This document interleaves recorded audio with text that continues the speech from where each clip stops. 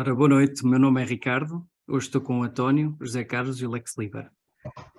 Vamos começar com o José Carlos, que nos vai falar de um tema que surgiu agora recentemente na atualidade, que é as ocupações ilegais em Espanha. José Carlos. Olá a todos. Este tema foi-me chamado a atenção, eu não estava em alerta para isto e fiquei surpreendido. Ou seja, em Espanha, aqui ao lado, é possível uma pessoa sair de casa e, quando regressar, ter esta casa estar habitada por uns tais ocupas.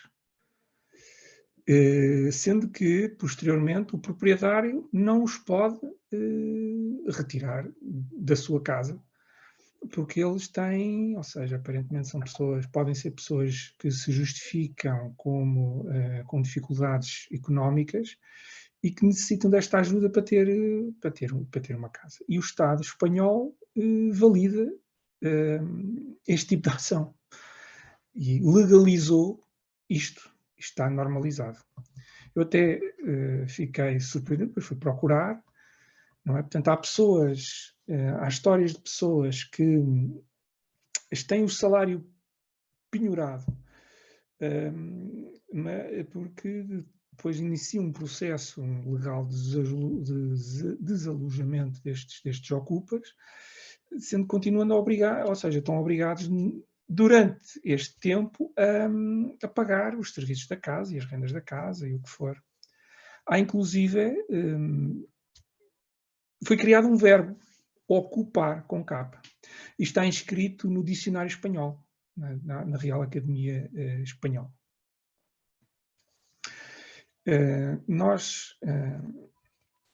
Para mim isto é distópico, ou seria distópico, e seria impensável. Mas não, estamos em Espanha e estamos num governo dentro da União Europeia, um governo democrático, ou seja, que validam este tipo de ação.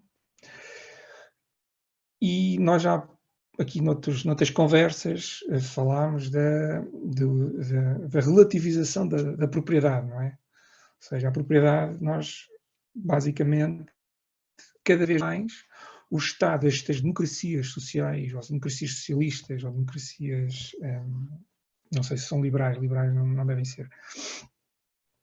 Este Estado de Providência necessita de recursos para sobreviver e é igualitário e quer ser generoso com todos e proteger os mais desfavorecidos. E então criam-se figuras cada vez mais agressivas e cada vez mais destrutivas da noção de propriedade. Nós aqui em Portugal tivemos uma conversa pelas leis de arrendamento, não é? pelas dificuldades que há em encontrar casas para arrendar nos sítios necessários e a valores que os portugueses possam, ou seja, que o médio português consiga pagar, pelo menos nos sítios onde são mais procurados. Vemos também notícias crescentes que depois também do governo português ter dado este pacote de ajuda para o arrendamento, muitos proprietários estão na prática a vender os imóveis, porque percebem que depois não têm forma, vão entrar em prejuízo. Mas isto aqui do ocupar é o golpe final em tudo o que é ideia de poupança, não é? Tudo o que é ideia de nós, quer dizer, uma das virtudes era vista como pelo menos uma da virtude antiga, que era alguém que pensa no futuro, não consumo, ou seja, no cálculo económico, aquela coisa de a pessoa adiar a satisfação imediata, não é? Ou seja, juntar agora para consumir, para usar, para usufruir no futuro. E aqui, ou seja, o normal de todas a noção de propriedade é ter a sua casa, ter o seu espaço onde viver. Não é? E este é o golpe final. Não é? Portanto, a pessoa pode realmente ter aqui um esforço para conseguir uma habitação sua, endividando-se ou até cada vez menos a possibilidade de pagá-la a pronto, ou tê-la por herança, ou o que for, e vê-se na prática roubado. E isto é validado pela lei. Eu não me admiro, parece que também já há, que se gerem, sim, agora movimentos violentos de reação contra isto. Porque a pessoa sem ter, ou seja, a pessoa ver-se sem a casa, eu imagino que muitos entrem em desespero e esse desespero os leve a atitudes desesperadas. Não é? Porque para mim, e se calhar também para vocês e para quem pensa nisto dos libertários, para mim a propriedade é inerente à liberdade. Ou seja, eu quanto mais, ou seja, eu a minha propriedade, eu se só tiver dívida, ou se não tiver nada, os meus graus de liberdade são diminuídos. A minha possibilidade de independência pessoal é muito diminuída. Se eu tiver algo que é meu, uma casa, por exemplo, a minha autonomia aumenta consideravelmente. Ou seja, a minha possibilidade de não ser um escravo, por assim dizer, de não viver na servidão de outros, aumenta substancialmente. E se nos tiram isto, porque isto é em Espanha, quer dizer, o Estado espanhol é um Estado, outra vez, democrático e dizem, garante direitos, essas coisas, ou seja, e eles se calhar o propósito disto, ou a propaganda disto, vem dizer que isto é um ato de generosidade para aqueles que menos podem. E nós cá também temos isso. Se calhar ainda não deram este passo, mas eu temo que estas sociedades ocidentais do Estado de Providência e para se financiar e para dar tudo a todos e para dar tudo a todos aqueles que já cá estão e aqueles que eles estão a trazer de fora, este tipo de noções seja aplicada. Eu, para mim, isto é uma distopia, é um inferno, honestamente. Eu não conhecia, eu não estava a par disto, mas isto para mim é um inferno e traz-me algum receio do que possa vir aí. Isto à semelhança do que aconteceu aqui em Portugal com este plano de habitação mais, dá a impressão que a normalização do subjugar da propriedade privada ao denominado interesse público, que acaba por ser o interesse do governo, de apanhar votos, de parecer bonzinho, etc., realmente é algo que perpassa por todos os países que têm governos socialistas. António, o que é que há a fazer contra isto? O que me apraz de dizer sobre isto.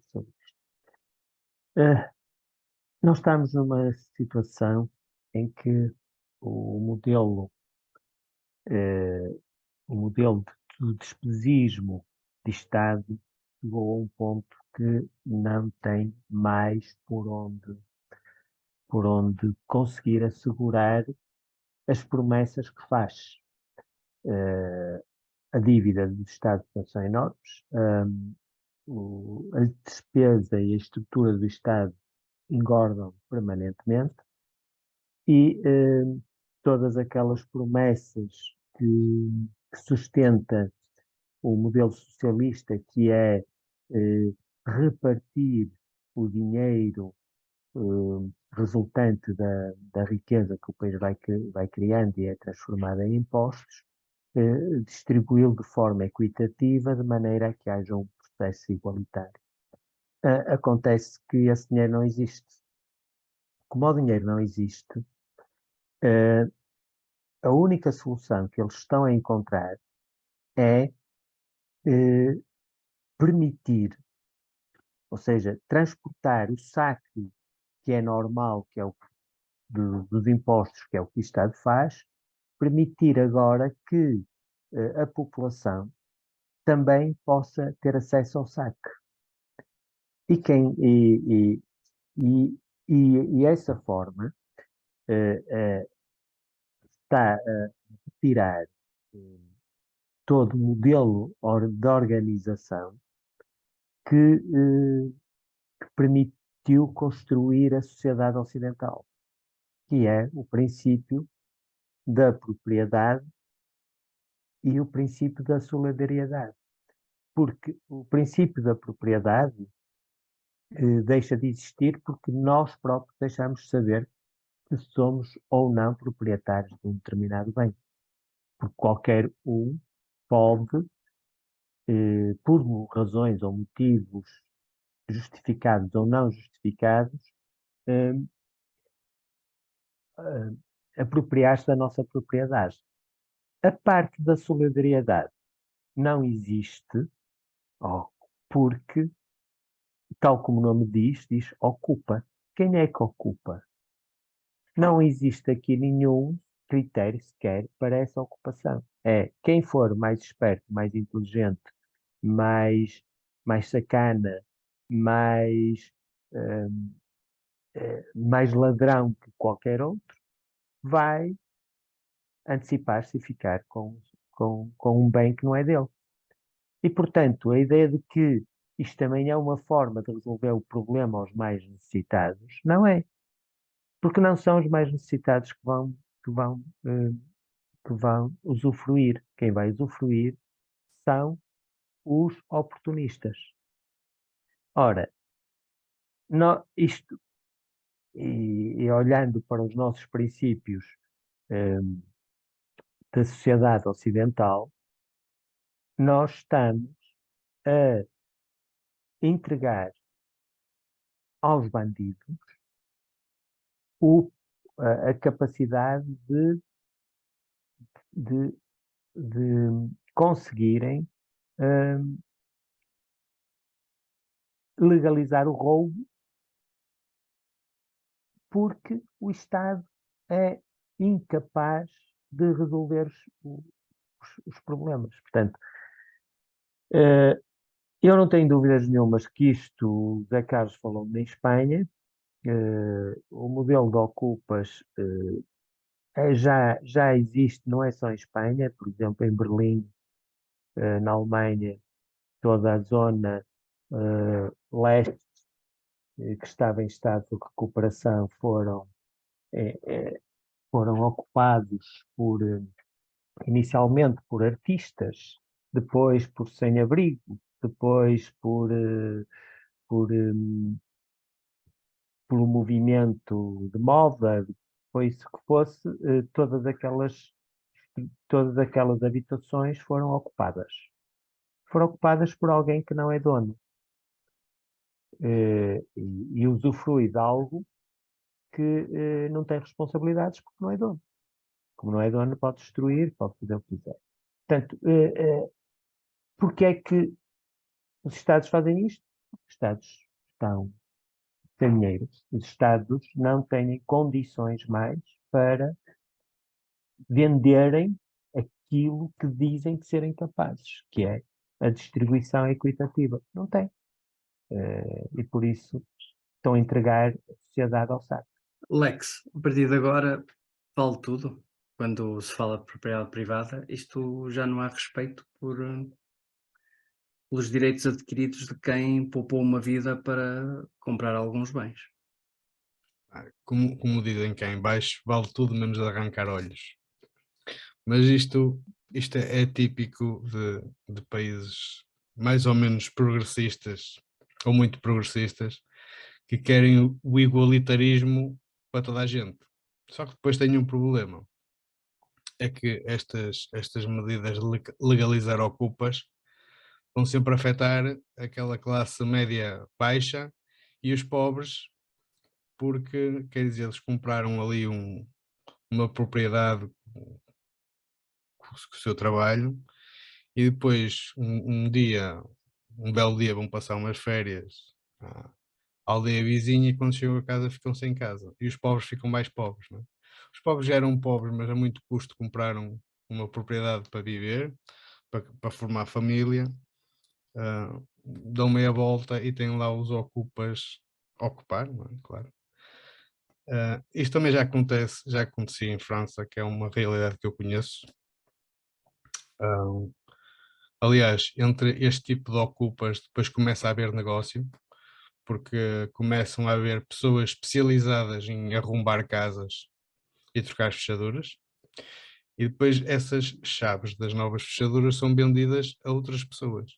Ou seja, começa a haver todo um comércio ah, negro, um mercado negro, mas negro no sentido de mau, não é no nosso sentido de mercado negro, que é o sem imposto. Para nós, o mercado negro é sem imposto, que é bom, mas para eles é o mercado negro, porque no fundo é roubas uma propriedade e consegues vendê-la a outra pessoa sem que essa casa possa ser tomada pelo dono original, porque eles estão protegidos por uma lei que não deixa desocupar a casa de pessoas que sejam necessitadas. Ah, tem várias eles têm vários direitos, do tipo, ou porque está frio, ou porque têm filhos a cargo, e ou seja, no fundo as pessoas, quando vão passar férias ou quando estão períodos mais longos fora de casa, têm que pagar para outras pessoas estarem lá, lhe guardarem a casa, quando isso que devia ser uma função da polícia, não era? Guardar a propriedade. Não conseguem, a casa é tomada, à rebeldia, e é revendida a pessoas de leste, da Polónia, da Ucrânia, imigrantes que estão lá, que estão desamparados nitidamente, mas conseguem algum dinheiro para comprar a habitação e o dono nunca mais a toma na vida. Isso é certo. Aliás, há várias reportagens, se pesquisarem no YouTube, isso acontece frequentemente. E penso que é só, é o igualitarismo à força. Portanto, deixa-me. Já agora, e para olharmos sobre esta situação dos ocupas e o que é que isto representa e o que é que está por trás, para além da falência do Estado, como falei há pouco, está o marxismo e está o comunismo. E porquê é que eu faço esta ligação direta a marxistas e comunistas neste processo? Vocês, aqui dois não se lembram, o José Carlos Moraes provavelmente também é um bocadinho mais novo que eu, não sei se se lembrará, mas no PREC houve dois tipos de intervenção, nas empresas e nas propriedades rurais. Uma que era a intervenção do próprio Estado, em que houve o Estado deu autorização à intervenção nas empresas privadas, tirando ao privado e ficando sobre a alçada do Estado, e os outros, e a outra modalidade, que era exatamente a mesma dos ocupas. A terra para quem a trabalha, as empresas são dos trabalhadores, portanto, a Comissão dos Trabalhadores podiam ocupar a empresa e passar a gerir à sua maneira, da melhor forma que achassem, sem que os verdadeiros proprietários pudessem intervir. Só que estas ocupações não foi uma transferência de responsabilidade das empresas, dos proprietários ou dos sócios para os trabalhadores. Não, os trabalhadores decidiam todo o processo de gestão. Mas quem pagava as faturas era a empresa. Quem passava os cheques eram os sócios. E quem assumia os prejuízos, caso existissem, e fosse necessário fazer aumentos de capital ou outra situação qualquer para cobrir os prejuízos, eram os sócios. Portanto, os sócios continuaram a manter a responsabilidade criminal, os sócios continuaram a manter as responsabilidades de dívida, os sócios continuaram a ter todas as responsabilidades, deixaram foi de ser donos das empresas. E porquê é que eu faço esta ligação tão direta? Porque não há dúvidas nenhumas que foi no PREC todo o Partido Comunista e a extrema-esquerda que, quando tomaram conta do Estado nessa altura introduziram esta regra sem qualquer problema, porque era justo, porque era a terra para quem a trabalha, era o trabalhador, as empresas são dos trabalhadores. Agora estamos mais refinados. O teto é de quem necessita dele e, portanto, o modelo é o mesmo, só muda o tipo de ocupação. E eu queria contar isto porque acho que temos que dizer com frontalidade, como eu, é um ato comunista que está por trás deste processo. E, portanto, se nós queremos liberdade, nós temos que combater o comunismo e temos que combater as extremas esquerdas. Muito bem. Mudando agora um bocadinho de assunto. Vamos então falar deste caso do Ministro das Infraestruturas, da sua demissão, não aceite, da interferência do SIS no assunto, como o Estado põe e dispõe de todos os serviços que seriam independentes, mas afinal funcionam como a Uber Eats, em que com uma simples chamada ficam ao serviço dos governantes, às vezes secretários de Estado e por aí fora. António, o que é que achas sobre esta atrapalhada toda que se passou no governo nas últimas 2 semanas? Ricardo, nós estamos aqui com a maior balbúrdia que poderia existir num fim de regime. Isto é o fim do regime. O 25 de Abril está a ser incapaz de dar aquilo que prometeu, e a primeira, portanto, o Estado não só está em falência, como está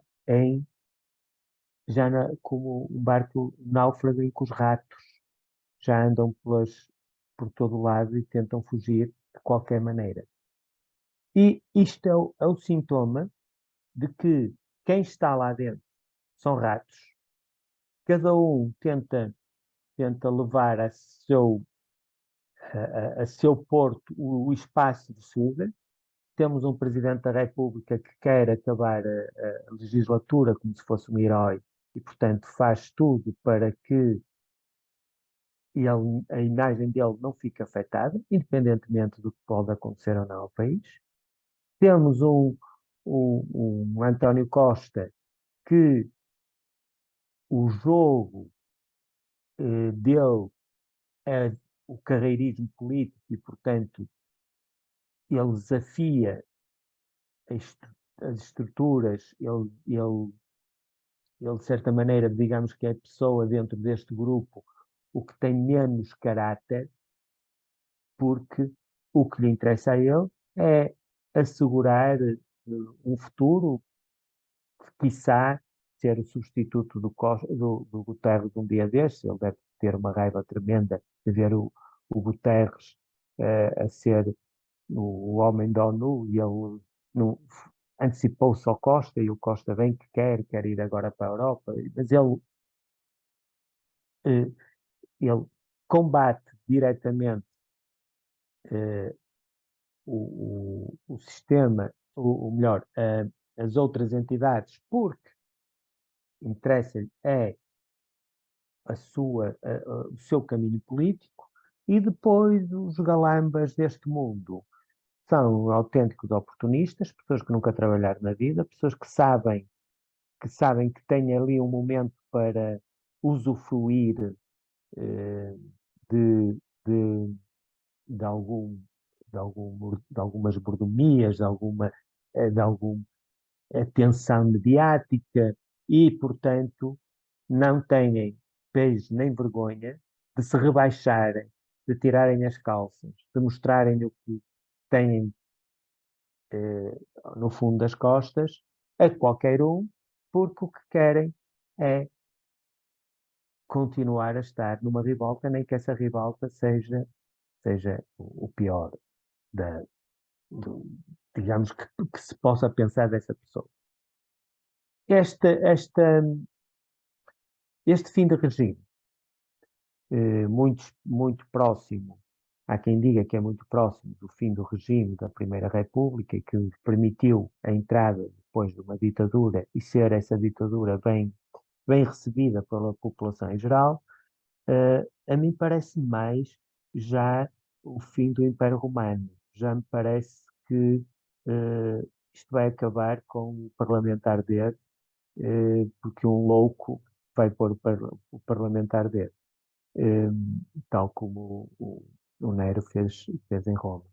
Portanto, eu muito sinceramente, o que é que eu posso dizer disto? Posso dizer que o país ficou pior, o país perdeu, não porque poderia haver ou não haver eleições, não é isso, é uma questão de comportamentos políticos, ético, comportamento de responsabilidade, comportamento de defesa do cargo que eles estão a fazer. E, portanto, eu quando vejo isto, eu não sei, eu vou dizer uma coisa, é melhor ter algum cuidado, portanto vou dizer, estas três pessoas, Galamba, António Costa e Marcelo, estão a fazer crimes de lesa pátria e deviam ser julgados por isso. Pois eu também concordo contigo, no sentido em que isto realmente entrou aqui num ponto de degradação que já parece o fim de alguma coisa. Porque não vamos dar ao governo o mérito que ele não tem, no sentido de dignidade. Pronto, já sabemos que é o certo teatro, mas quando as pessoas perdem a vergonha e não tentam manter sequer a aparência de uma dignidade institucional, dos procedimentos, do que é o papel de uma pessoa que tem responsabilidades de milhares de milhões de euros, no caso de gestores da TAP, etc. O ministro tem uma influência muito grande sobre isso tudo e agora nem se está a tentar manter a aparência. Portanto, isto eu acho que são os ratos realmente que tomaram conta do porão e agora salve-se quem puder. Este navio vai ao fundo ou vai prosseguir como se nada fosse, José Carlos?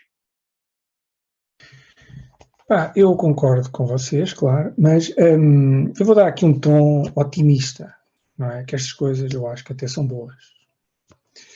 Eu às vezes recordo, às vezes as pessoas ficam muito chocadas quando dão imagens do Parlamento e dizem não está lá ninguém, estão não sei o quê a passear, as faltas, e eles até tinham depois uns regimes de faltas. Não sei o quê.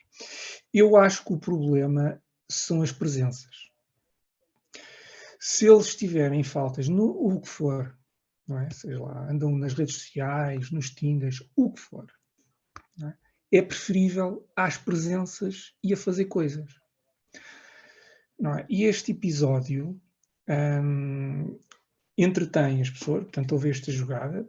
Eu julgo que todos concordamos que estas pessoas já no passado mostraram que eram assim. A vida delas foi esta. Portanto, eles nunca trabalharam na vida. Eu não sei se o Sr. Marcelo, além de ser professor, o Marcelo foi professor, mas eu não sei o António Costa o que é que foi alguma vez, a não ser carreirismo partidário no PS. Sempre quis ser a facção dele quem manda, porque o PS na prática depois também manda no país, portanto deseja o poder. O outro, houve aquele episódio com o anterior líder, o José Seguro, até depois recordaram alguns debates entre eles, onde o José Seguro o acusou claramente de facadas nas costas explícitas na televisão, e elegeram o Sr. Costa no PS, e o povo, ou quem foi votar, elegeu o Sr. Costa para o governo, 2 vezes. Portanto, o Sr. Costa nunca enganou do que é que faz. Portanto, tem estes episódios rocambolescos. Este Galamba também nunca enganou no que faz. Portanto, ele era conhecido na altura no governo Sócrates, era um daqueles que fazia a guerrilha comunicacional em defesa de Sócrates, mesmo quando Sócrates ia sendo apanhado ou ia-se descobrindo determinadas coisas. Portanto, ele sempre... e há outros que ainda estão. Agora reapareceu um que é um Miguel Prata Roque, não é? E estas pessoas põem-se depois a fazer coisas. E aí é o problema. Não é? Põem-se a fazer coisas porque tomam o poder e subvertem o poder em benefício deles e dos seus, daqueles do grupo que toma conta do poder do Estado. E a TAP é um exemplo. Não é? Eles, basicamente, do que se vê, eu não sei como é que é possível gerir uma empresa daquelas com pessoas que claramente nunca trabalharam na vida. Não é? Põe-se a gerir uma empresa que é naturalmente complexa.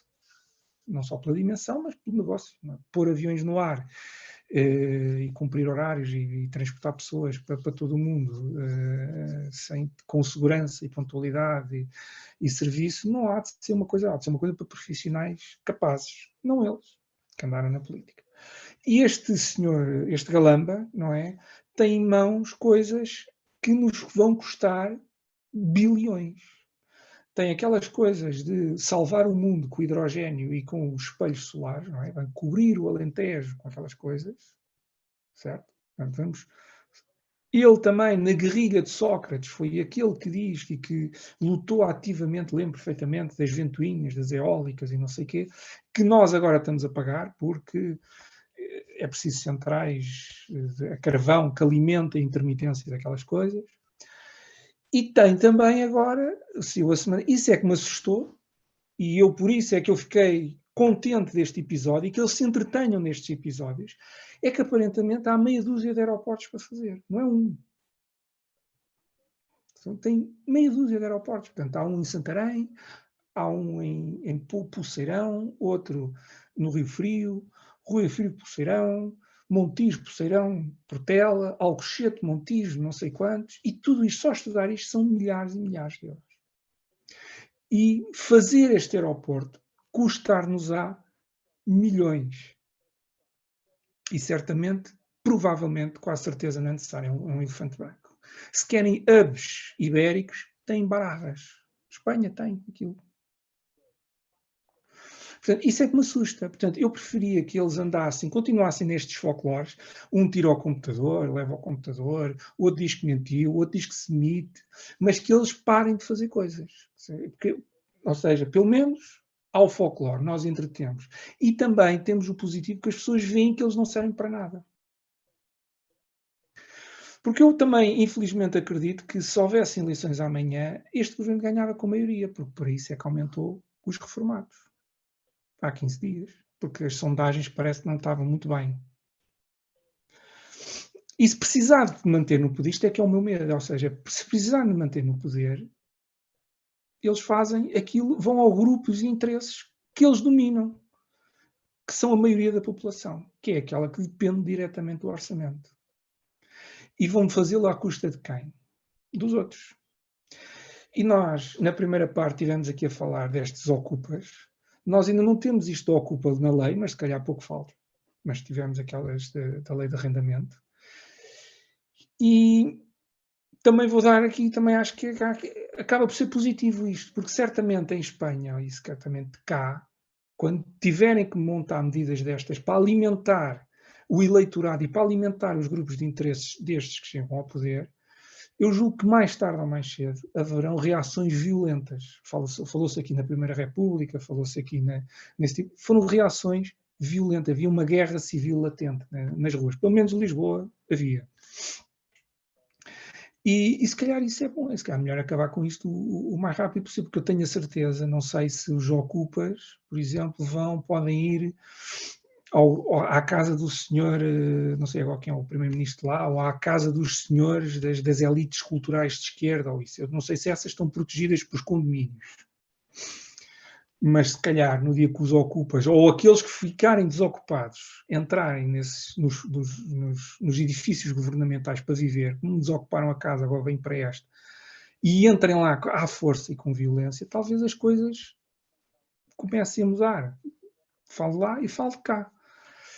E no fundo é isto, eu queria dar esta, não sei se é otimista ou não, mas eu por mim prefiro que o Sr. Galamba e o Sr. Costa e o Sr. Marcelo e os outros se entretenham a fazer estas coisas e deixem de fazer coisas, pelo menos parem de fazer coisas. Não façam um aeroporto, nem façam aquelas coisas dos hidrogénios não sei do quê, e nem façam, não se ponham a fazer, a querer mudar, a querer, como é que eles dizem, os planos estratégicos para o futuro do país. Deixem as pessoas, as coisas um pouco em paz e não acrescentem problemas ao que já existe. Então vai ser o Lex que vai desempatar isto. Lex, é positivo porque desprestigia o governo ou é negativo porque agora há um sentido de impunidade e que podem fazer o que quiserem que nada lhes acontece? Olha, só para início de conversa, eu acho que um travesti na cadeia tem mais honra do que um político. Porque o travesti na cadeia, se fizer asneira, já sabe o que é que lhe vai acontecer. Ahm, Depois, o Galamba já é conhecido da altura do lítio, não é? Aqui no Minho, que ele andou a expropriar pessoal e a criar empresas no dia anterior, um monte de coisas. E agora ele, como Ministro das Infraestruturas, só podia melhorar. Ah, é o que é. Não há ninguém que consiga responsabilizar este tipo de pessoas. Eles estão num pedestal em que é intocável. Eles têm um poder fenomenal e ninguém lhes consegue tocar.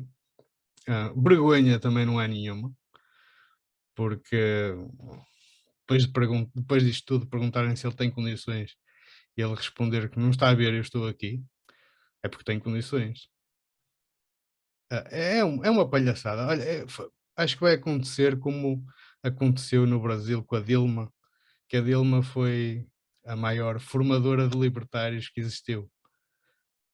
Na época da Dilma, aquilo descambou tanto que o movimento libertário no Brasil subiu exponencialmente. E eu acho que aqui tende ao mesmo. E aproveitando as palavras de José Carlos Moraes, eu acho que político bom é aquele que não faz nada, que é realmente não está a atrasar a vida de ninguém. Eles podiam andar entretidos nisto, ou mesmo fazer umas corrupçõezitas. O dinheiro dos impostos já está lá. Eles faziam umas corrupçõezitas, uns milhões de euros deles, sem pôr em causa o futuro das pessoas, não é? Se fizerem só ali umas luvas brancas, sem fazer aeroportos novos e pôr radar na estrada, coisas que afetem realmente as pessoas. Se fosse só dinheiro entre eles, também não havia problema, também não ficava chateado.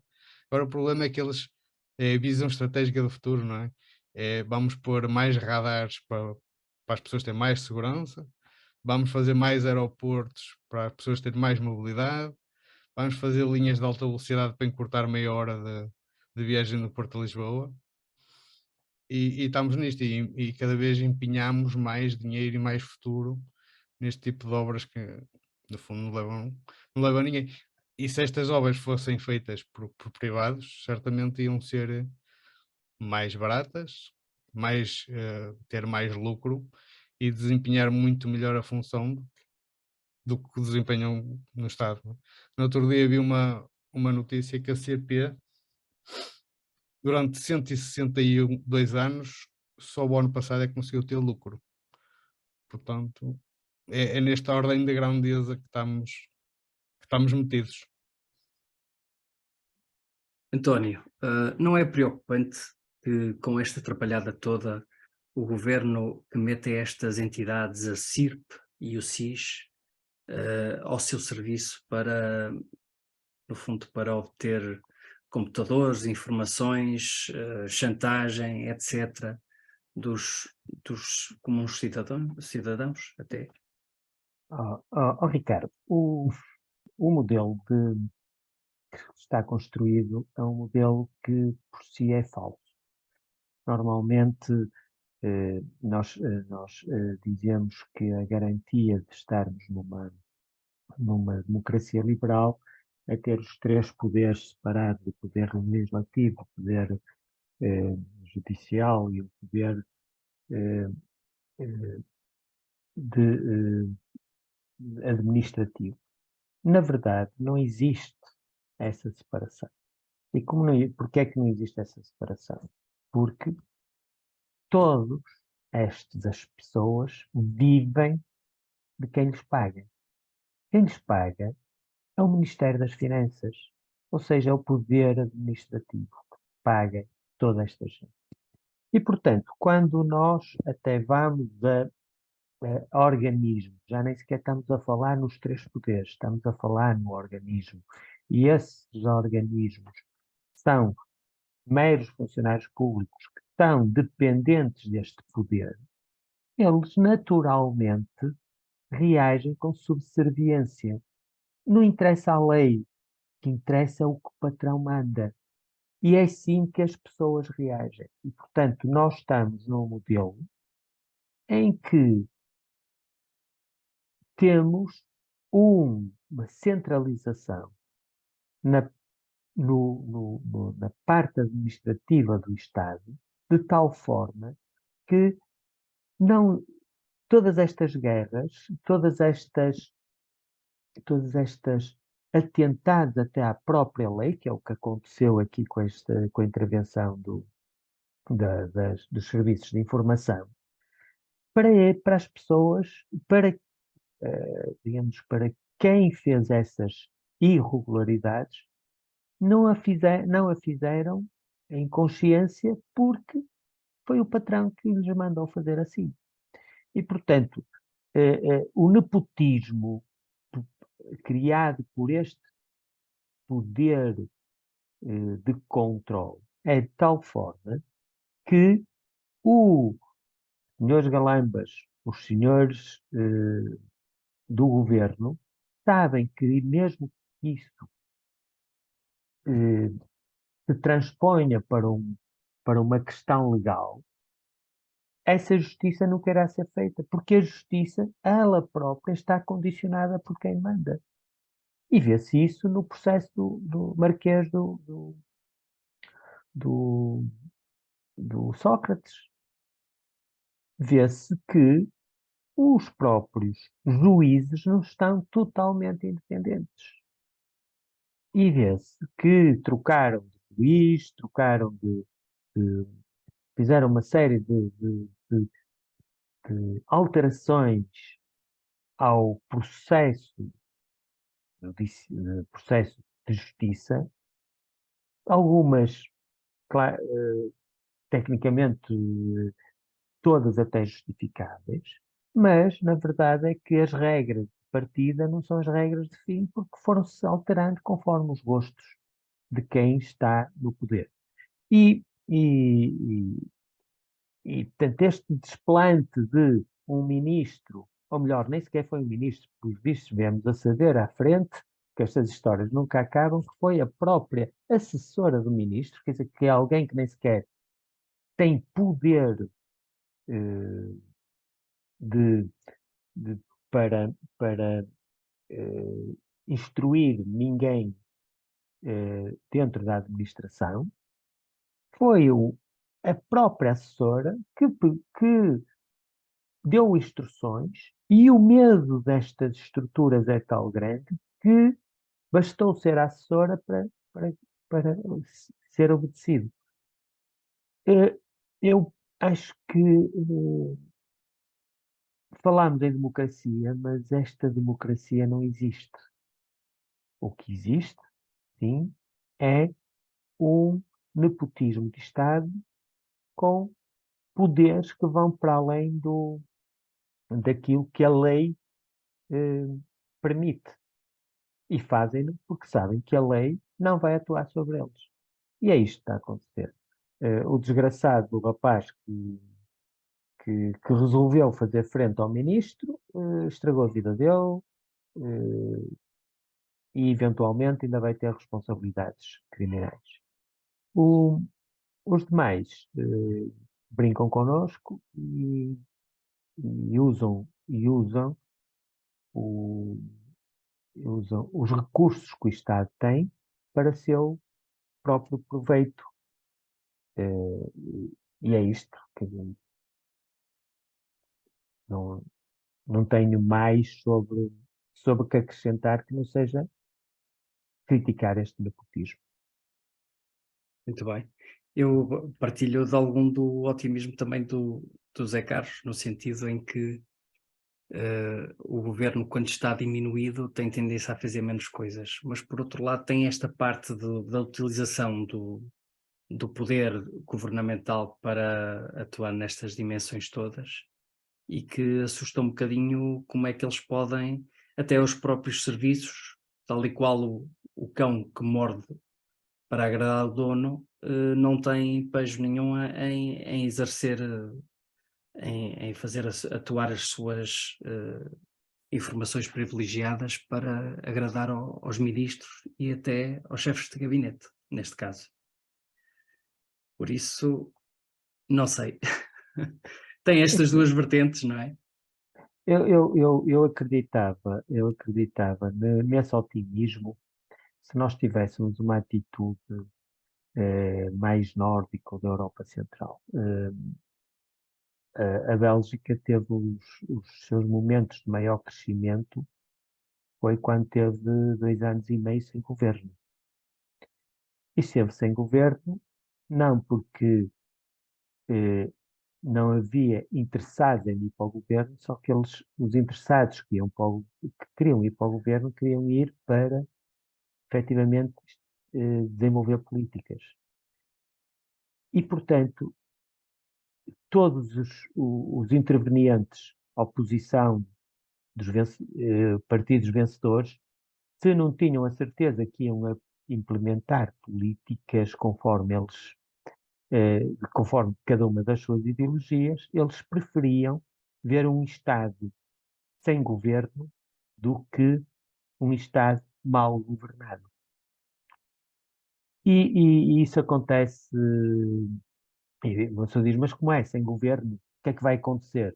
Não, há um modelo, isso está previsto, desculpa, está previsto que é os Estados entram em orçamentos eh, por duodécimo, em base do orçamento do ano anterior, e, portanto, todas as estruturas eh, da atividade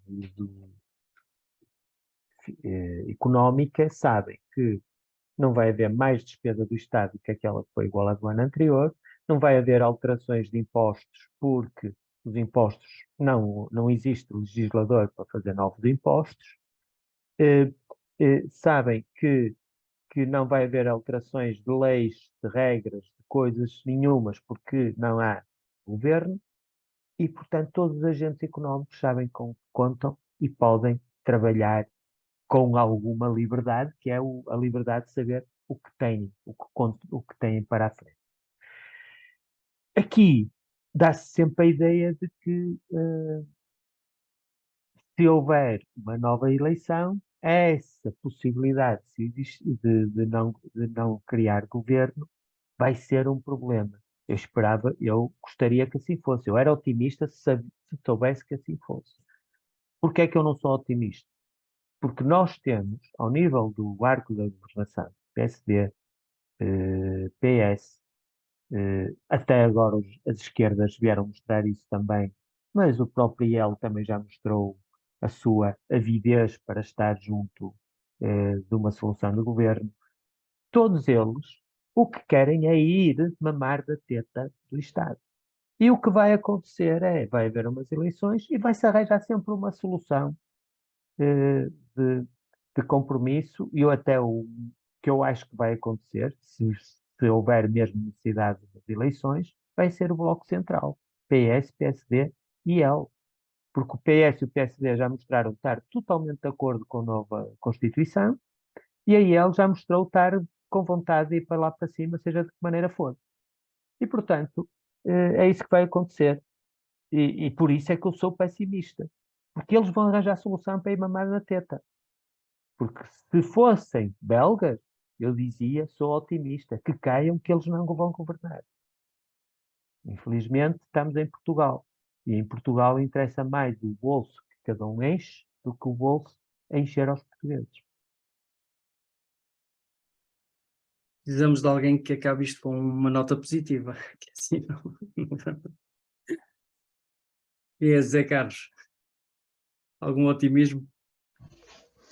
O meu otimismo foi aquele que eu passei. Não é? Pá, eu também concordo, ou seja, eu não sei, não sou muito de interpretações culturais, nem metonice, em sociologias, mas realmente há uma diferença dos nórdicos para os de cá. Nós notamos que, às vezes, certos episódios que acontecem num governo do norte da Europa, imediatamente o ministro ou o primeiro-ministro caem. Por exemplo, em Inglaterra houve um caso conjugal que estava escondido ou qualquer coisa e imediatamente o ministro caiu.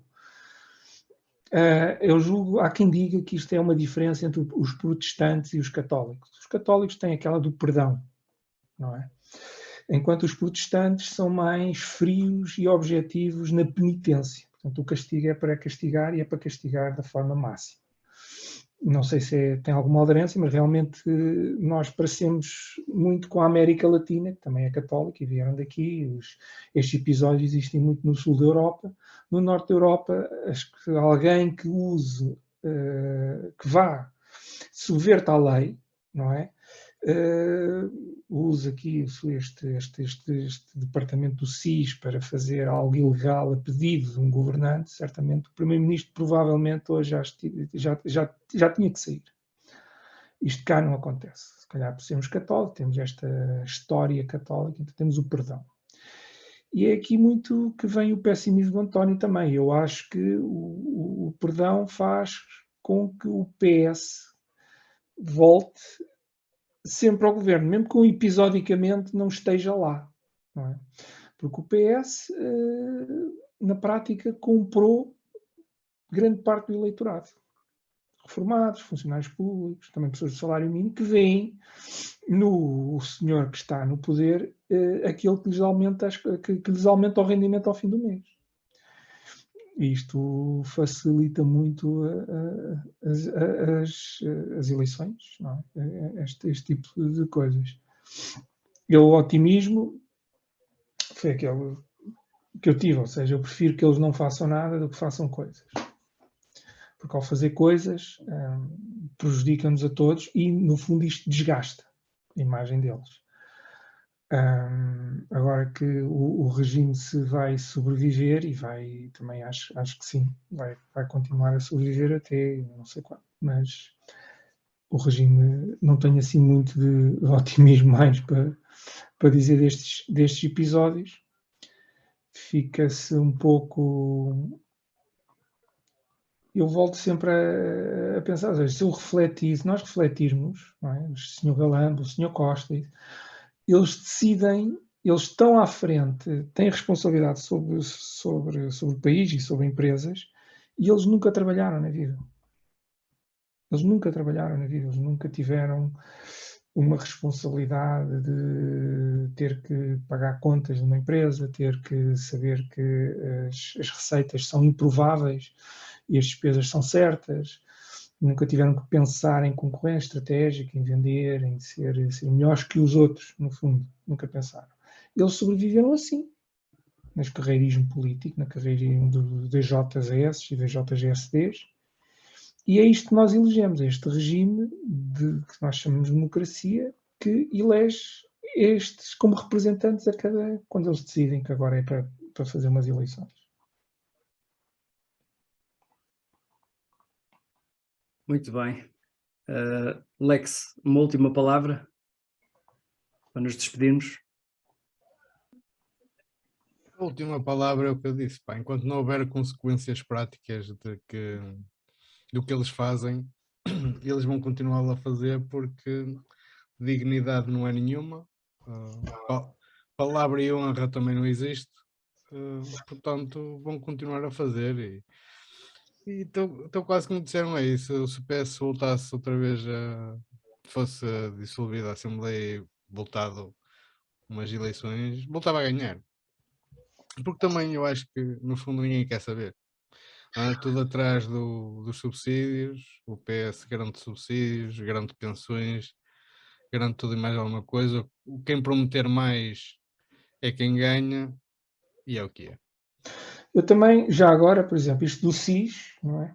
O SIS parece que é um sistema, a CIA portuguesa, não é?